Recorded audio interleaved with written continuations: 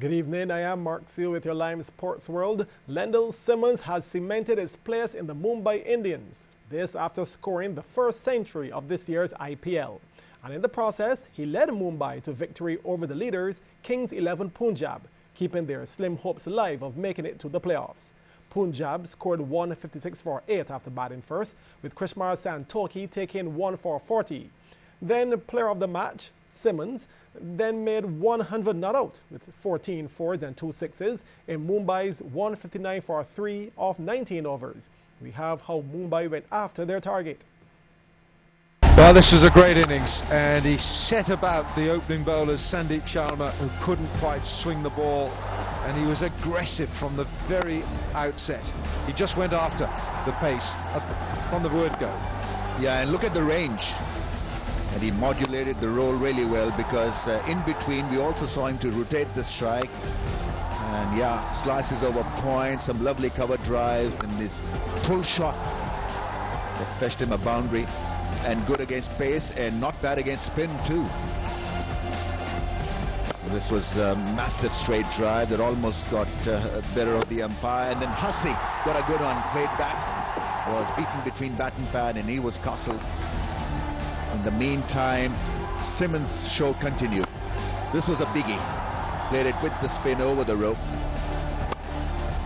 He does like to cut the ball, and he cut beautifully. Raidu was undone by a slow one. Caught really well by Seva, get cover. Strikes me, Rambo, that Simmons, look at the way he advanced down the pitch there.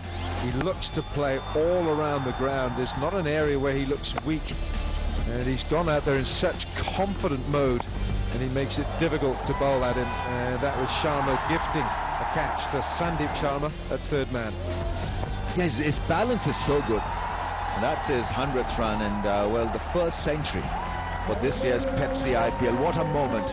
He's played a winning innings, and a really good one. Lendl Simmons, 100 not out of 61 balls, and a typical finish, bang into the crowds as Piddy's into. Oh, that hurt. Two Trinidad players out there in the middle. Lendl Simmons, classy innings, an aggressive innings with 2 sixes and 14 fours, and that translates to a strike rate of 163. With Mumbai winning that game, they've moved into 5th place on 10 points. Now that's 4 points behind both the 3rd place team, the Rajasthan Royals, and the 4th place team, the Kolkata Knight Riders. And there are 2 games left to play before the playoffs. Moving on now to netball, Leicester Vaughan took the honours over Christchurch Foundation yesterday as the Barbados Secondary Schools Netball League continued. Now, after the 2 schools drew 11 all in the under-13 fixture, the home team then got the better of Foundation in the under-15 contest. CBC's Marsha Boyce reports on that game. Leicester Vaughan in green hosting Foundation at Cane Garden for this under-15 clash. Steffian Shepherd looked good from the start for Leicester Vaughan. Foundation tried to hold their own early on, making the most of their opportunities.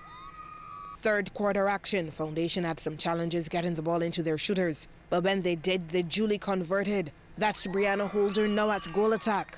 But much like the previous quarters, Leicester Vaughan dominated possession and were spot on in the circle. Shepherd now at goal attack and scoring. She got good support from Jana Joseph. Joseph here at goal shooter. She converted 4 of her 6 attempts in the game. At the other end, Foundation goal shooter Rashana Miller was good for 4 from 9. Miller holding on to it and getting the goal. The visiting team had lots of support, but that wasn't going to stop Leicester Vaughan from dominating this game, moving effortlessly down the court. Shepherd ended with 19 from 23 as they won easily 24-13. Marsha Boyce, CBC Sports. Switching sports now, Combermere sit in 2nd position in the Cooperators General Insurance Secondary Schools basketball table. Now, after beating St. Michael by 5 points in the latest fixture playing at home, Combermere they had the score of 45-40. Here is CBC's Sean Green. Combermere down by 1 point at the half, 15-16 to St. Michael's, needed to give their supporters something to cheer about, especially on their home turf. This was destined to be a lower scoring game, with both teams posing high challenges. Kadeem Douglas kept St. Michael's in the running with 11 points to his name. Well, it was Jamon Phillips lifting Combermere with 16. The scores were still tight after the third quarter, and it kept that way going into the fourth. Both teams limiting each other as much as they could. Dear Paris assisted Douglas with 9 points for St. Michael's, but the visitors fell back behind. David Williams posted 8 points on the board for Combermere, who held on to win this game 45-40. Following yesterday's signing of top local schoolboy sprinter Levi Cadogan to the pro ranks, at least one coach has endorsed his decision to remain home-based. Former national track and field coach Alwyn Babb believes that such a decision augurs well for the development of not only Levi, but for the sport on the island. It also opens the door for local coaches to get the credit they duly deserve. This is a big statement for coaches in Barbados who have worked hard and have given to the United States some of the best athletes, trained athletes on a platter, only to see them just get tired and fall by the wayside. And I believe that is a big statement for us as local coaches, for him to stay at home and to develop his career. Dr. Robbie Yearwood, on board Die Hard, came out trumps in the J24 class of the recent Barbados May regatta. CBC Sports caught up with the elated winner after the race. It went very well. It's 2 days of racing. There was good wind. We managed to pull off a first place overall today. It was very exciting right up to the last race. Any of three boats could win. As a matter of fact, the winner of that race would win the regatta. It was that close, and we managed to pull it off. Thanks to my crew. Any major challenges outside of that? Yeah, the wind was very shifty, and they had some areas where the wind had dropped in.